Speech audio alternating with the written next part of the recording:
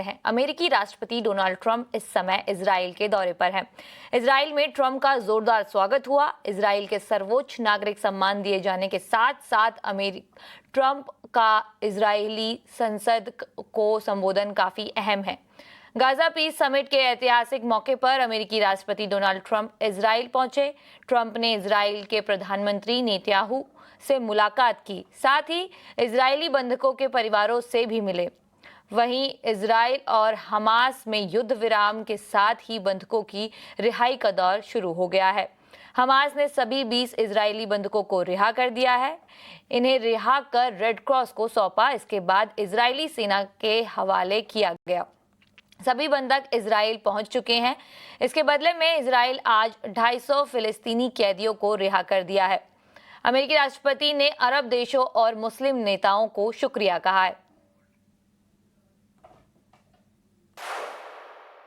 After 2 harrowing years in darkness and captivity, 20 courageous hostages are returning to the glorious embrace of their families, and it is glorious.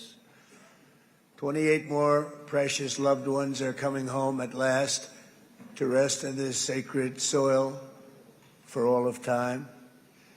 And after so many years of unceasing war and endless danger, today the skies are calm, the guns are silent, the sirens are still, and the sun rises on a holy land that is finally at peace, a land and a region that will live, God willing, in peace for all eternity. Israel Hamas के बीच हुए शांति समझौते पर ज्यादा details के लिए हमारे सहयोगी संजय चौधरी हमारे साथ जुड़ गए। ये लड़ाई शुरू हुआ था 7 अक्टूबर 2 साल पहले।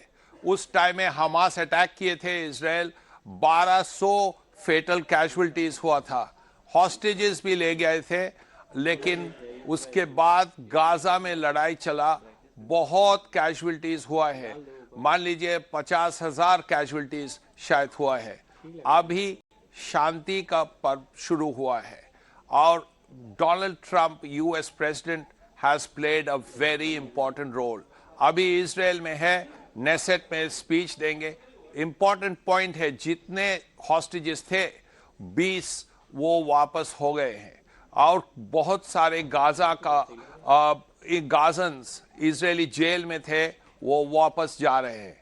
लेकिन 2-3 चीज याद रखने पड़ेगा। सबसे पहले फूड सप्लाईज, ह्यूमैनिटेरियन एड अभी गाजा में पहुंचेगा। ये जितने जल्दी पहुंचेगा उतना अच्छा है।